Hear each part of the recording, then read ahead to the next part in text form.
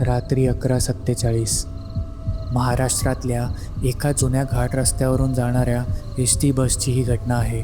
तिचा कोणताही अधिकृत पुरावा आज उपलब्ध नाही, पण एका निवृत्त पोलीस अधिकाऱ्याने आपल्या डायरीत काही नोट करून ठेवलं होतं.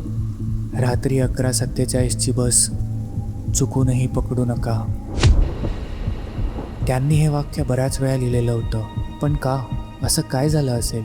नक्की त्या रात्री काय घडले? आजची कथा त्या डायरीतील नोंदीवर आधारित आहे. त्या रात्री बस स्थानकावर अजूनही काही प्रवासी शेवटच्या बसची वाट पाहत उभे होते. त्यांच्याचपैकी एक अभिजित, वय 29, पुण्यातील एका सॉफ्टवेअर कंपनीत कामाला होता. शेवटची बस पकडून तो त्याच्या रूमवर पोहोचला. रात्री 9:30च्या सुमारास त्याला घरून फोन आला. आईची तब्येत अचानक बिघडली आहे, तू लवकरात लवकर इथे ये. फोन ठेवताच त्याने काही कपडे बॅगेत टाकले, लॅपटॉप बंद केला आणि घाईघाईने बसस्थानक गाठलं. त्याच्या गावासाठी शेवटची एस टी रात्री 10:30 वाजताची होती, पण त्या दिवशी पावसामुळे ती बस रद्द झाली. त्याने तिकीट काउंटरजवळ पुढील बसची चौकशी केली. तिकीट काउंटर कर्मचाऱ्याने निर्विकारपणे उत्तर दिलं, आता रात्री कोणतीही बस नाही, उद्या सकाळी 6ची बस पकडा. अभिजितने घड्याळाकडे पाहिलं. रात्र अजून मोठी होती आणि प्रत्येक मिनिटासोबत त्याची अस्वस्थता वाढत होती. तो बसस्थानकाच्या एका कोपऱ्यात जाऊन उभा राहिला. पाऊस पत्र्याच्या छपरावर आदळत होता.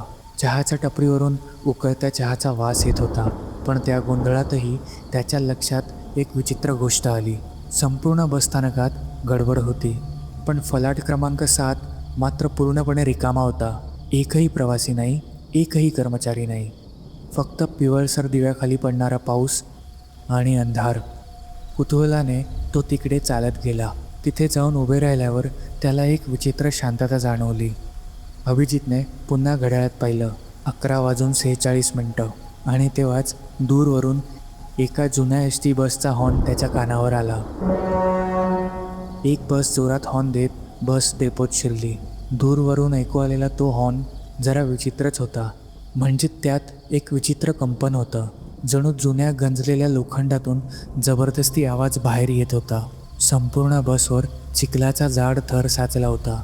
काचा पूर्णपणे धुक्यांनी पांढऱ्या पडल्या होत्या, त्यामुळे आतले काही नीट दिसतही नव्हते. आता बस तर आली आहे, पण ती कुठे जाणार? त्यासाठी अभिजितने बसच्या काचेजवळील बोर्ड निरखून पाहिलं. त्याच्याच गावची बस होती. बस अगदी हळू आवाज करत थांबली. बसचा दरवाजा कर्कश आवाज करत उघडला. आतून थंडगार वाऱ्याचा एक झोत बाहेर आला. तो वारा इतका थंड होता की अभिजितच्या हातावर काटा आला. तो काही क्षण तसाच उभा राहिला. आत कोणीच दिसत नव्हतं, ना कंडक्टर, फक्त ड्रायव्हर बसलेला दिसला. अचानक बसच्या आतून एक आवाज आला, चढणार असेल तर चढा, आधीच खूप उशीर झाला आहे. ते ऐकून तो भानावर आला आणि पटकन आत चढला. तो पहिली पायरी चढला तेवढ्यात त्याच्या मोबाईलचं नेटवर्क गेलं. त्याने पुन्हा स्क्रीन पाहिली. घड्याळात 11:46. वेळ अजून तीच होती. तो थोडासा गोंधळला आणि विचार करत करत सीटवर येऊन बसला. आत फारसे प्रवासी नव्हते, साधारण 10-12 जण असतील. कोणी खिडकीकडे पाहत होतं, कोणी मान खाली घालून बसलं होतं, तर कोणी डोळे मिटून. पण एक गोष्ट सगळ्यांमध्ये सारखी होती, कोणीही एकमेकांशी बोलत नव्हतं. बसमध्ये इतकी शांतता होती की पावसाचे थेंब छतावर पडण्याचा आवाजही स्पष्ट ऐकू येत होता. त्याने त्याची बॅग बाजूला ठेवली. मोबाईल पुन्हा सुरू करून पाहिला. नेटवर्क नव्हतंच. त्याने आईला कॉल करण्याचा प्रयत्न केला. कॉल फेल्ड आणि काही क्षणात फोनच बंद पडला. अरे, बॅटरी तर 70% होती, मग अचानक फोन कसा बंद झाला? त्याच्या शेजारच्या सीटवर कोणीतरी येऊन बसलं. त्या व्यक्तीच्या येण्याचा आवाजही आला नाही. त्याने हळूच मान वळवली. साधारण 50शीचा एक माणूस, पूर्ण भिजलेले कपडे, हातात जुनं लेदरचा ब्रीफकेस. तो अभिजितकडे पाहतही नव्हता. अभिजित आईला काय झालं असावं याचा विचार करू लागला. काही क्षणांनी त्या माणसाने अतिशय मंद आवाजात विचारलं, पहिल्यांदाच? अभिजितने मान हलवली. हो. अभिजितला त्याचा प्रश्न कळला नाही. त्या माणसाने हलकंसं हसल्यासारखं केलं, पण त्याच्या चेहऱ्यावर हसू नव्हतं. तो म्हणाला, मग अजून तुला नियम माहीत नाहीत. काय नियम? अभिजितने लगेच विचारलं. त्या माणसाने उत्तर दिलं नाही आणि तो पुढे ड्रायव्हरकडे पाहू लागला. तेवढ्यात बसचं दार जोरात बंद झालं. क्षणात बस पुढे निघाली आणि बस वेगाने धावू लागली. काही अंतर पुढे गेल्यावर बसच्या पुढच्या बाजूला असलेला बोर्ड हळूहळू चमकू लागला. अभिजितच्या डोळ्यांसमोर एक एक अक्षर बदलू लागलं आणि काही सेकंदात त्यावरची सगळी अक्षरं नाहीशी झाली. अभिजितला वाटलं त्याला भ्रम झाला असावा. त्याने दुर्लक्ष केलं आणि तो खिडकीतून बाहेर बघू लागला. तेव्हा त्याच्या लक्षात आलं की हा रस्ता नेहमीचा रस्ता दिसत नाहीये. बस वेगाने धावत होती, पण अभिजितच्या मनात एकच प्रश्न घोंगावत होता. हा रस्ता नक्की कुठे जातोय?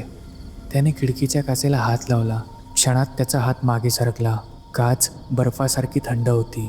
इतकी थंड की जणू ती काच नसून एखाद्या मृतदेहाच्या अंगाला स्पर्श केल्यासारखं वाटत होतं. खिडकीबाहेर अंधार होता.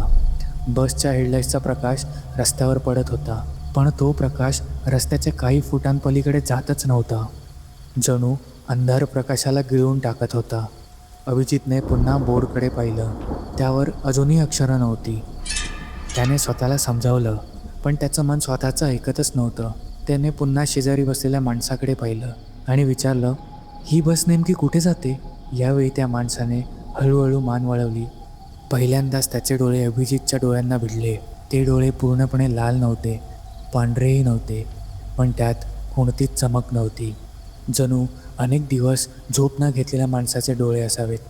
तो शांत आवाजात म्हणाला, इथे प्रश्न विचारायचे नसतात. मग काय करायचं?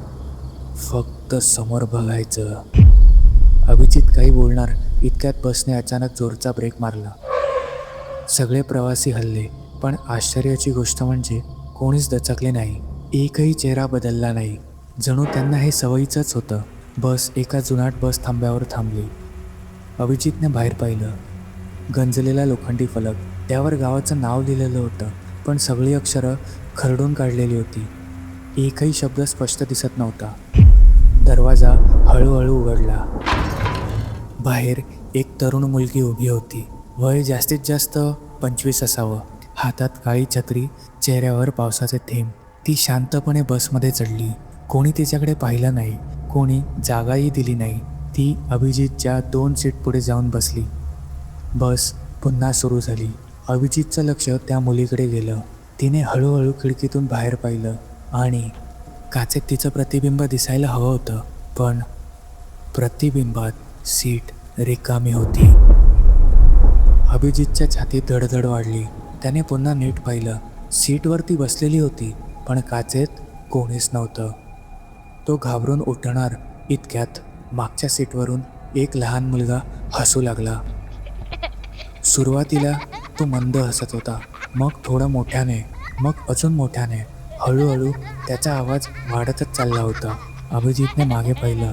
तो मुलगा, त्याची नजर थेट अभिजितकडे होती. मुलगा हळू आवाजात म्हणाला, काका, तुम्ही घड्याळ का बघत नाहीत? अभिजितने न कळत मनगटाकडे पाहिलं. घड्याळात अजूनही 11:46. 1 मिनिटही पुढे गेलं नव्हतं. त्याच्या कपाळावर घाम फुटला. हे अशक्य होतं. बस सुरू झाल्यापासून किमान 15-20 मिनिटं झाली होती. मग वेळ पुढे का सरकत नव्हती? अभिजितच्या शेजारी बसलेला माणूस आता कुजबुजला. आता खिडकीबाहेर पाहू नकोस. अभिजितने स्वतःला थांबवण्याचा प्रयत्न केला, पण स्वतःला तो थांबवू शकला नाही आणि खिडकी बाहेर पाहिलं. रस्त्याच्या कडेला अगदी बसच्या वेगा इतक्याच वेगाने एक माणूस धावत होता, पण तो बसला पकडण्याचा प्रयत्न करत नव्हता. तो फक्त बसच्या खिडकीतून अभिजितकडेच पाहत धावत होता आणि त्याचा चेहरा पाहताच अभिजितचं शरीर पूर्णपणे थंड पडलं, कारण तो चेहरा त्याचाच होता. मुसळधार पावसात अभिजितचा चेहरा असलेला तो माणूस बसच्या वेगाने धावत होता.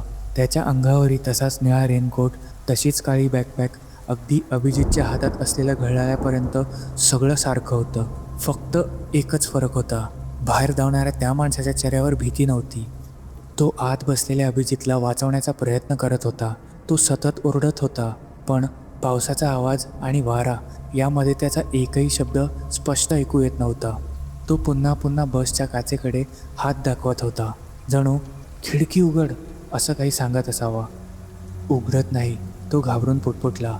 त्याच्या शेजारी बसलेला माणूस पहिल्यांदाच जोरात बोलला, नको. खिडकी उघडली तर तो आत येईल. कोण? अभिजितने विचारलं. त्या माणसाने उत्तर दिलं नाही. त्याची नजर अजूनही खिडकी बाहेरच होती. तेवढ्यात बाहेर धावणारा माणूस अचानक थांबला. बस पुढे जात राहिली, पण तो जागेवरच उभा राहिला. नक्की हे काय घडत होतं काहीच कळत नव्हते. शेजारचा माणूस काही क्षण शांत राहिला, मग तो कुजबुजला, प्रत्येक नवीन प्रवाशाला पहिल्यांदा स्वतःच भेटतो. म्हणजे? मला काहीच समजलं नाही. समजेल, पण तोपर्यंत उशीर झाला असेल.